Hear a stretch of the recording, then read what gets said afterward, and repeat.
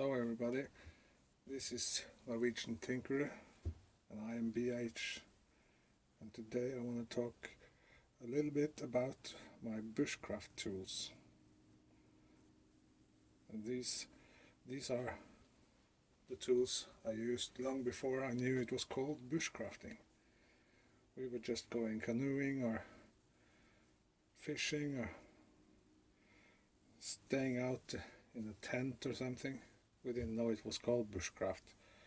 We just used them to make food, fire, all the things you need to do when you are out in the woods. So these are the 4 tools that I have had for over 30 years, except for one. That's the axe. That's a bit newer. I used a different axe before, but it's kind of the same size axe, the one I used to have. So okay, let me take and show them one at a time. And I want to start with this one, the saw. I think I can zoom in a little bit. I think you all know, I've seen this before. This is the Bushcraft Laplander. It's a folding saw with a lock, so I can't open it without pushing. I'm going to zoom you out a bit. Without pushing the release, and then it can open and it locks in the open position. Now this is a very light saw. The size is very, well, it's perfect for bushcrafting, I think, because when you fold it down, it is, let me see,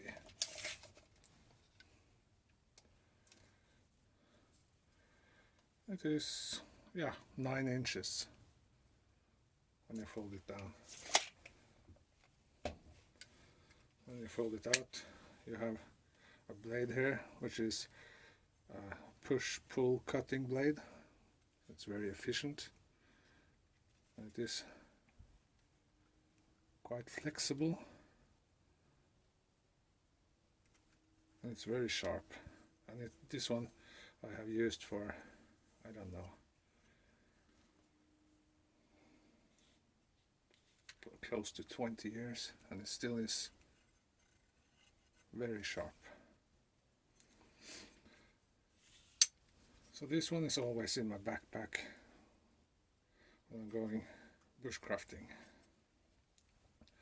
And the other one that's essential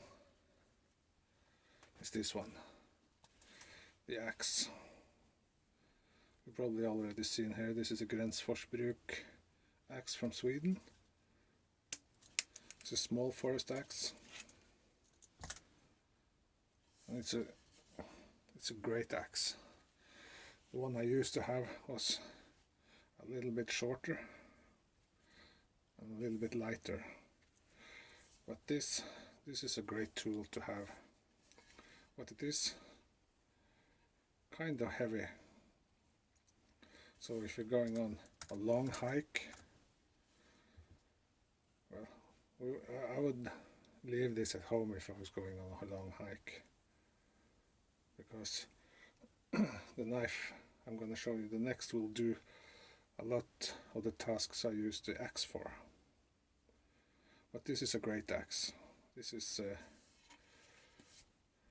a really great tool, and if you don't know, this is hand forged in Sweden, and if you see here, that's the initials of the blacksmith that made this axe. I only treated the handle with boiled linseed oil, that's all, and it's very sharp. With this protective leather casing on, you can just put it in your backpack if you're not gonna carry it for too long. And the reason I often leave this at home is because I always carry this one. This is a traditional Norwegian knife carried by the indigenous people, the Sami people. It's been carried by them for I don't know how long, hundreds of years. They used this type of knife. They come in different sizes. This is the large version of it, and there are many different sizes, all down to quite short ones, but they are all pretty much the same shape. And this comes in a leather sheath, and you can see how deep the knife sits in the sheath, and you have just a loop to carry it in your belt. And that's, to me, essential on a knife, to have this free hanging in your belt. So when you're sitting or whatever you're doing, it's always hanging straight down. So, and there is a trick you have to learn when you take this knife out of the sheath. You can pull it part way out, and then you have to squeeze. See here? You squeeze the sheath. That way it doesn't cut through the side of the sheath here. Very important. You can see here there are some marks already. Especially when I lend this to someone and forget to tell them how to use it. That's very important to remember. And this, let me see if I can focus there. This is an awesome tool. It's quite simple construction or simple design. Got brass end cap, and it's a through tang, which is riveted at the end. And you also got this brass ring at the front here, and of course a Scandi grind going all the way. And this knife, this will do most of the tasks that the axe will do. So that's why I'm quite happy to leave the axe at home, because I always have this one. This one you can baton, you can chop with it, and you can do some fine cutting. This is a true and tested tool. It's been used by the Sami people for hundreds of years, and they still use it to this day, and it has been virtually unchanged through the years. I want to give you some stats on this knife. I don't know how heavy it is, but it is not very heavy considering the size, and that is because it's quite a thin knife. Let me see. Zero in here. It's 0.097. See, it's about 0.1 of an inch. And it is the length. It has a, as you can see here, a 9¼ inch long blade, an overall length of about 14 inches. You can see here. This is an awesome tool, and it's not. And it's not a very heavy knife, but it will do chopping tasks and batoning without any problems whatsoever.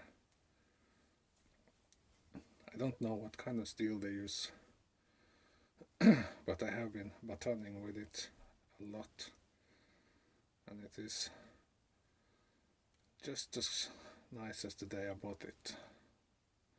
I also here sanded down the handle,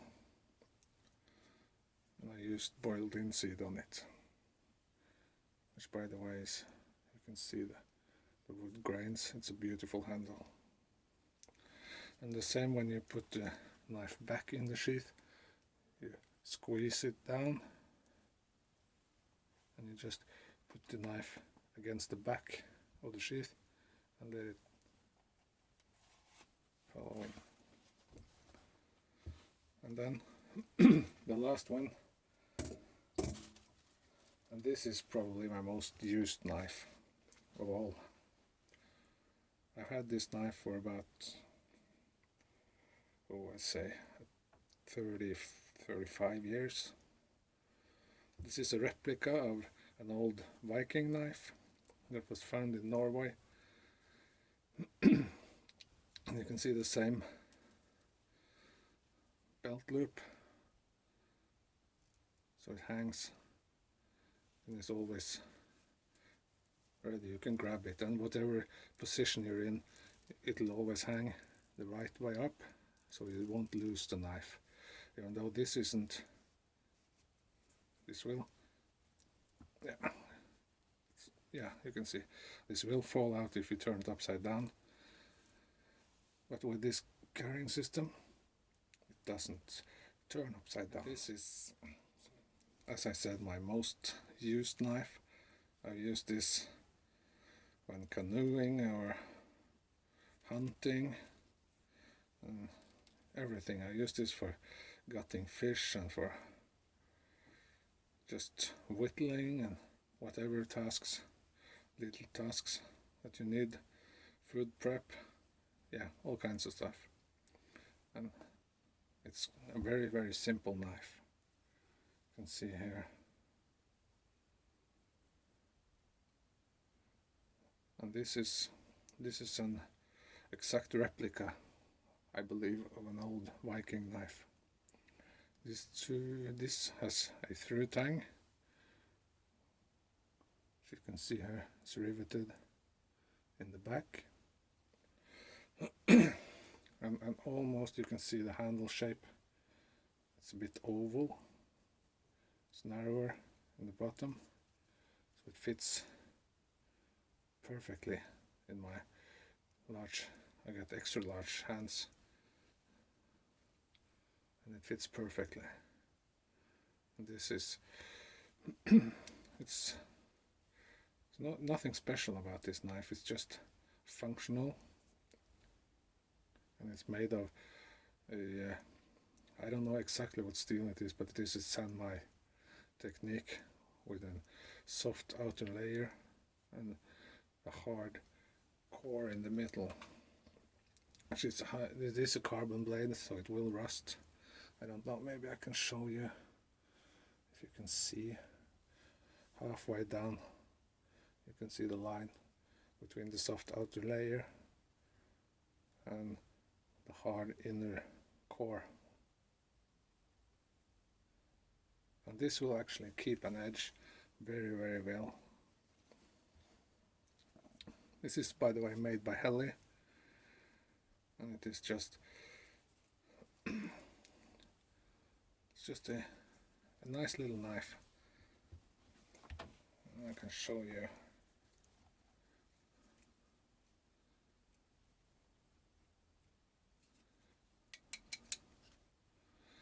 This is a bit thicker actually than the Sami knife. It's about 0.13 inches in thickness. And it's got a blade length of a little under 3.5 inches and a total length of 7.5 inches. So it's not a big knife by any means, but it is, in my opinion, the perfect size for a lot of small tasks and whittling and gutting fish and and hunting. It's a good hunting knife too, and it's got a Scandi grind. So that's it. That's my bushcrafting tools. And this, I could easily, often left the axe at home. So these 3 tools, that's all you really need going bushcrafting. So thank you very much for watching, and leave me a comment and tell me what is your preferred bushcrafting tools.